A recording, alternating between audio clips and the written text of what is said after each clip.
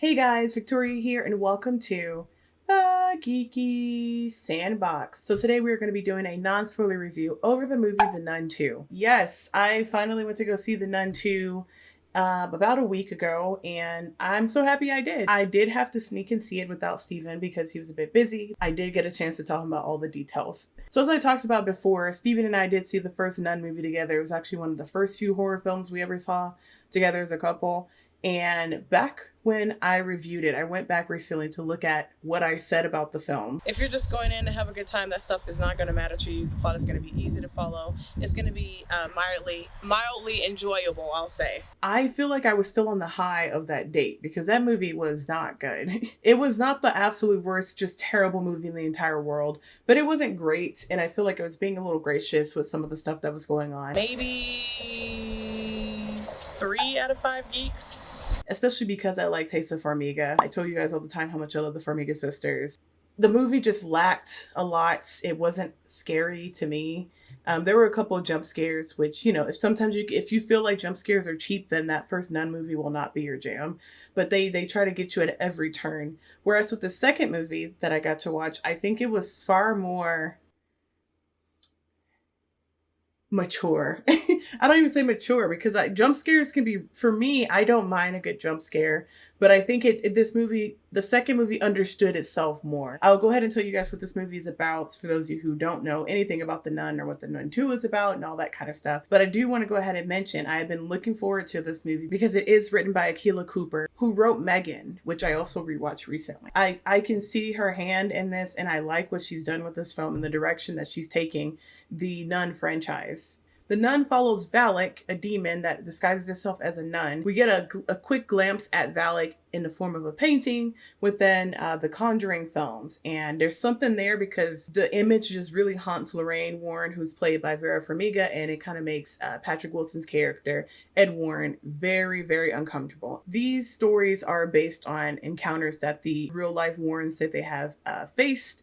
And so they kind of take bits and pieces from the Warrens' experiences and they craft them into these films. You guys may have seen the Conjuring films and Annabelle. Jesus, how can I forget to mention Annabelle? But this one is one of those highly anticipated ones because they've teased it so well for so long. Kind of in the same sense of how they did Annabelle, but there was a lot more mystery behind Valak. The movie follows a young nun named Sister Irene, who is played by Taysa Farmiga, and she's kind of more of a novice in that novice stage of trying to become a nun, and they kind of cover that regarding faith and kind of working within the church. And so she's wearing her white habit, and she's out here trying to help figure out what happened to another young nun who took her life in Romania. So she's paired up with this kind of rough around the edges priest who has a very human past, mysterious past, and all of that. And so they work together to try to go and stop the demon. And along the way, they meet a very, very nice guy named Frenchie. And from there, they're able to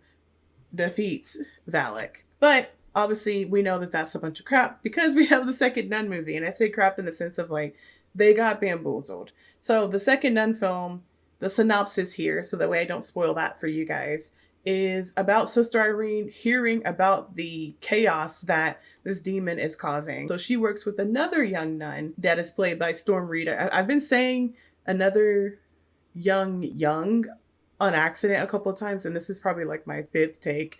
So just bear with me, guys. So Sister Irene works with a new nun who's played by Storm Reed, and they go over to a boarding school and they try to hunt down the demon and the activity that's going on. And they also get with people like Frenchie and other the teachers and students to try to figure out what's going on. I can definitely hear the tonal difference in this movie. I told you guys that this movie is written by Akilah Cooper, and she's done a really, really great job with shaping this movie to be more memorable. I think one of the things the first Nun movie was completely forgettable. We learn more about Sister Irene, which I think was really missing from the first movie. I like that she took that and she brought that to the second movie, so that way we can care about what happens to Sister Irene and we can kind of give another new character someone else to look up to. And I like what she has done with Frenchie, giving us the kind of path that we need to get to for where we eventually get that post-credit scene from the first Nun movie.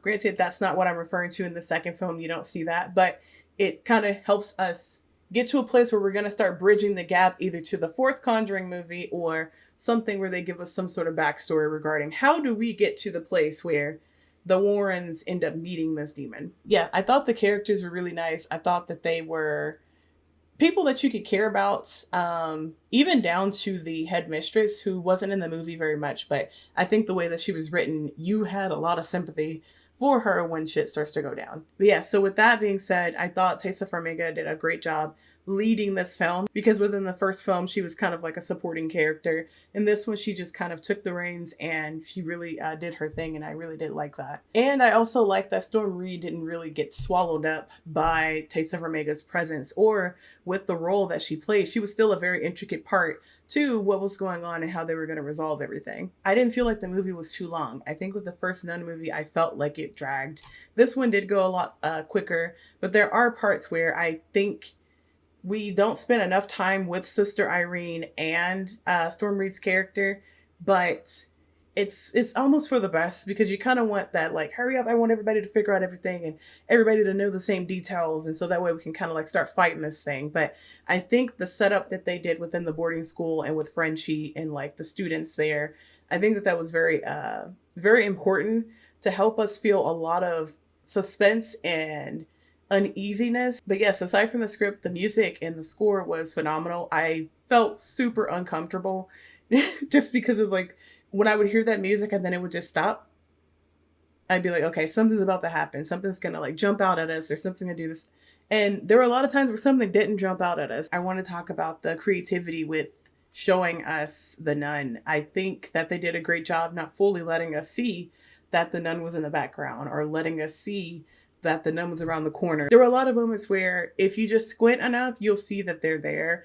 And I thought that that was well done. There's something about kind of messing with the vision of like a moviegoer. I always go back to Hereditary, where you have the scene where Toni Collette's character is like in the corner of her son's room, and you will absolutely miss it if you're not paying attention. And I remember watching it and I was like, oh my God. Like it was kind of that sort of feeling that I felt within the Nun movie. A lot of moments where maybe that shadow was the nun, or maybe that like weird pattern in the wall was the nun. You know what I mean? But yeah, with that, they weren't afraid to go there. They weren't afraid to get creepy and weird and really play on that idea of this demon shaping itself into whatever bothers these different characters. I thought this movie was pretty creative. I thought it was clever. I know it may not be everyone's jam, but it kind of, even down to the ending where you're kind of unsure about what's going to happen, just the delivery of that last look from Sister Irene and Frenchie is just incredible, because it kind of leaves that question of, okay, well, what happens now with the nun? Like, are we going to pick things back up in The Conjuring 4, or are we going to have another Nun film? What do I rate The Nun II? I rate The Nun II 3.5 out of 4 geeks. Oh, what is wrong with my rating system? I rate The Nun 3.3 out of 5 geeks. I really want to give it a 3.5, but also I think just that solid 3 is pretty good. So I enjoyed the movie. I definitely would recommend you watch it, especially because we have Halloween season coming up. I'm sure that it's still going to be in theaters just for a little while before Five Nights at Freddy's kind of takes our theaters by storm, which I still need to buy tickets for. Definitely go back and watch the first Nun movie and the first 2 Conjuring films before you go and enjoy the journey of the Nun II. If you guys like this video, go ahead and give me a like rating down below. And let me know down in the comments, have you seen the movie yet? Are you scared? Do you jump scare easily? I'm gonna go ahead and get this edited so you guys can watch it. Be on the lookout for the recap of the first 2 episodes of American Horror Story.